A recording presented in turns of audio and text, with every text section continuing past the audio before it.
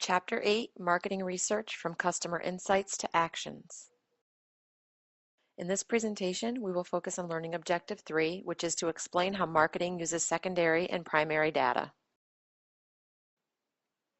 So far, with regard to the marketing research process, we have discussed Step 1, define the problem, Step 2, develop the research plan, and now we are going to start discussing Step 3, which is collecting relevant information. In Step 3, there are 3 steps: obtaining secondary data, obtaining primary data, and then using information technology and data mining. In this presentation, we focus specifically on obtaining secondary data, and we will discuss primary data and using information technology and data mining in the next section.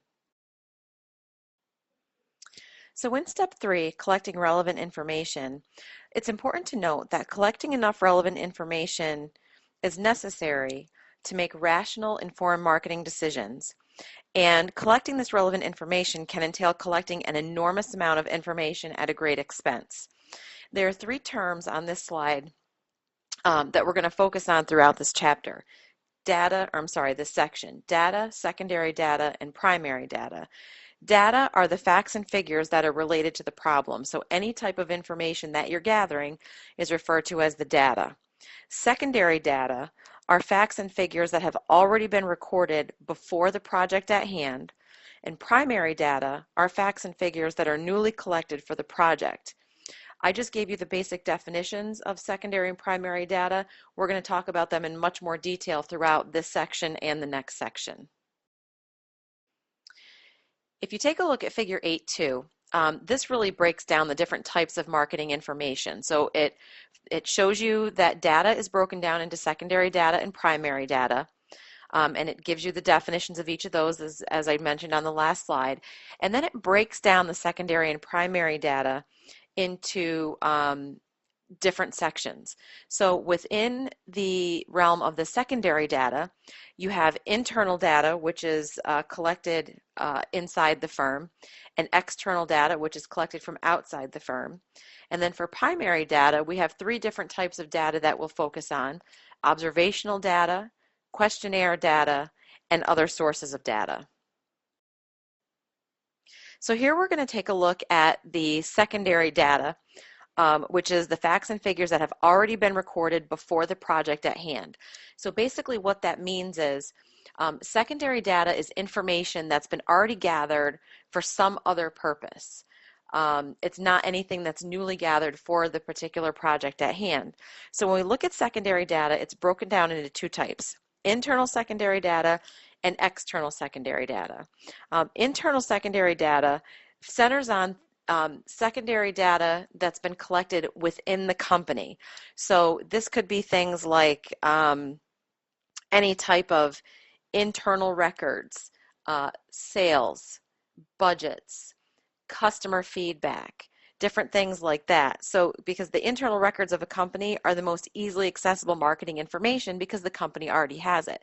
But the important key to know is that these sales forecasts and these figures and these budgets and customer feedback surveys and things like that are data that have been collected for other purposes but could potentially apply to the marketing research at hand, and that's why it's considered secondary data. So this internal secondary data can be divided into 2 parts: marketing input data and marketing outcome data. Marketing input data is related to the effort expended to make sales, ranging from sales and advertising budgets and expenditures to salespeople's call reports. Okay, so they're focusing on that data. The marketing outcome data relates to the results of the marketing efforts, including things like billing records on shipments, sales and repeat sales, and communications of customers. So they look at both sides, the input data and the outcome data, when we're looking at internal secondary data. The second type of secondary data is external secondary data, and this is data that is published data from outside the organization. Okay, so any data that's already been collected outside the organization is going to be considered external secondary data.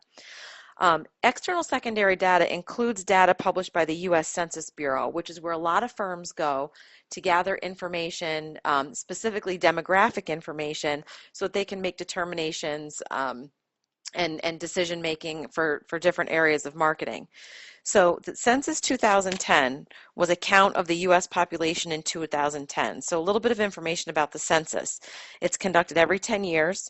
It contains detailed information on American households, such numbers, age, sex, race and ethnic background, income, occupation, and education.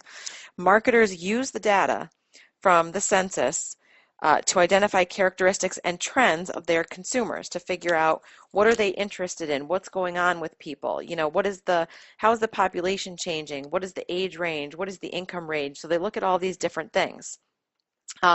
Recently, the Census Bureau began collecting data annually from a smaller number of people. So what they do every 10 years is they survey the entire country.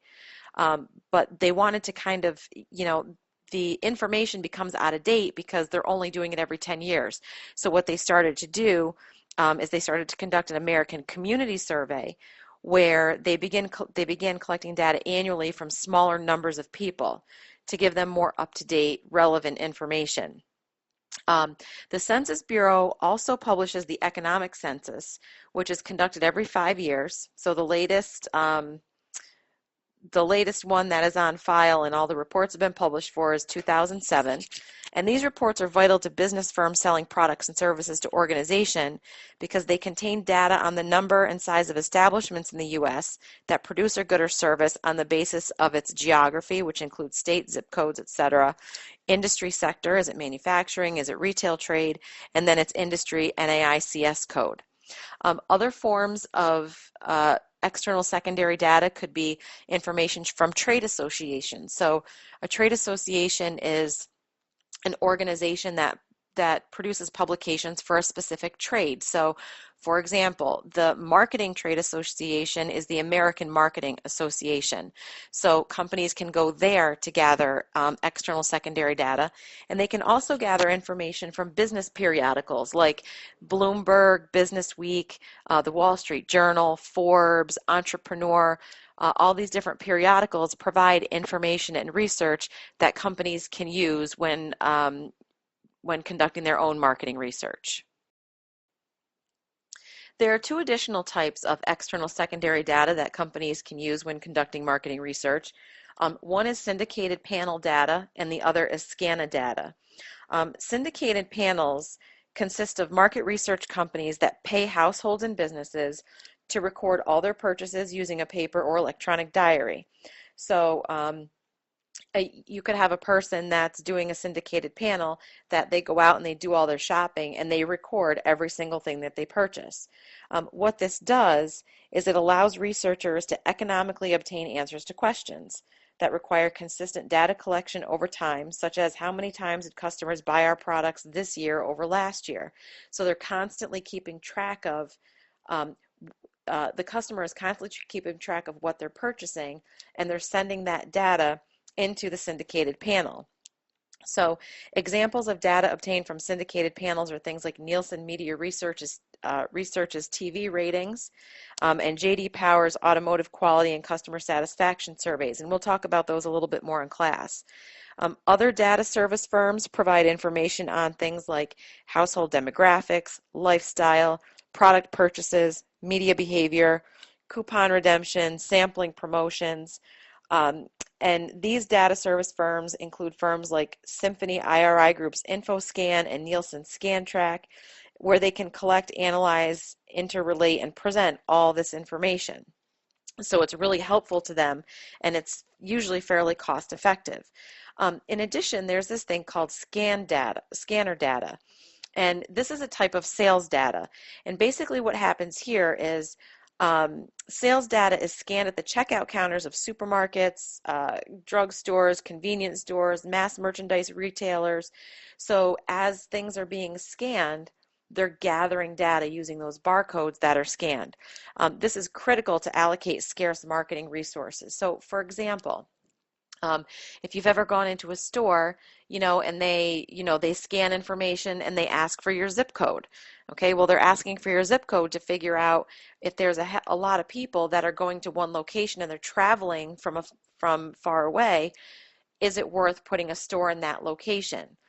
Okay, it also helps if they're scanning, when they're scanning products and services, if a company finds that a lot of their products and services aren't selling in one location, they might stop providing that inventory because it's just sitting on the shelves. So scanner data provides them with a wealth of information.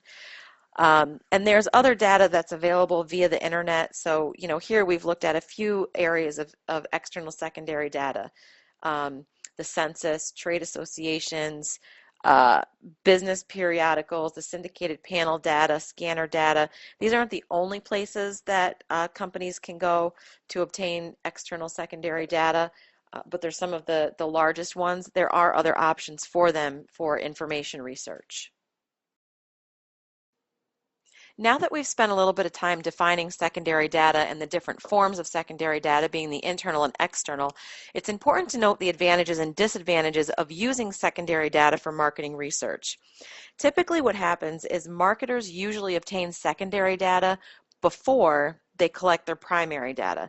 The reason being, which are the advantages of secondary data, is that it saves a lot of time and it's inexpensive because you're using data that somebody else spent the time and paid the money to collect. So one of the things that we talked about when we were looking at developing the research plan in step 2 of the market research process is identifying constraints.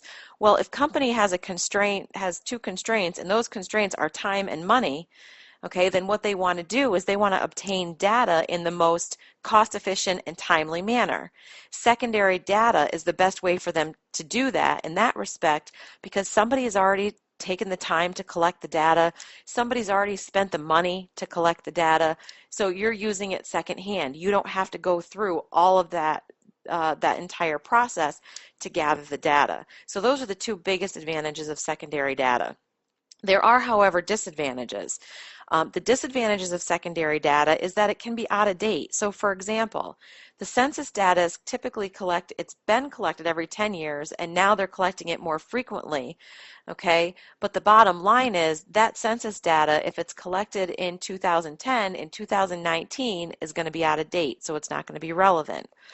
In addition, and that's why the Census Bureau created that American Community Survey, was to kind of balance out that data only being collected every 10 years, so at least they have some information that's relevant.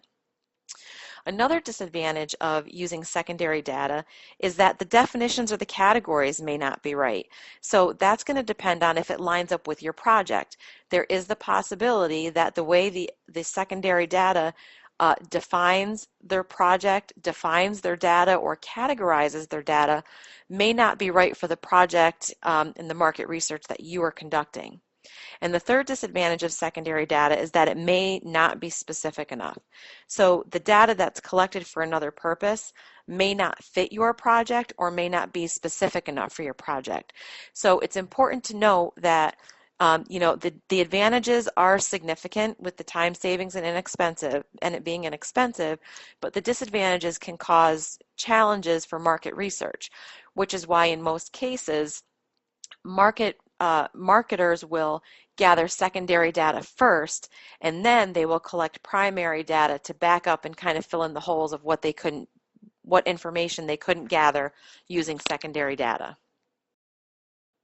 That concludes Learning Objective 3, which focuses on collecting relevant information, specifically secondary data.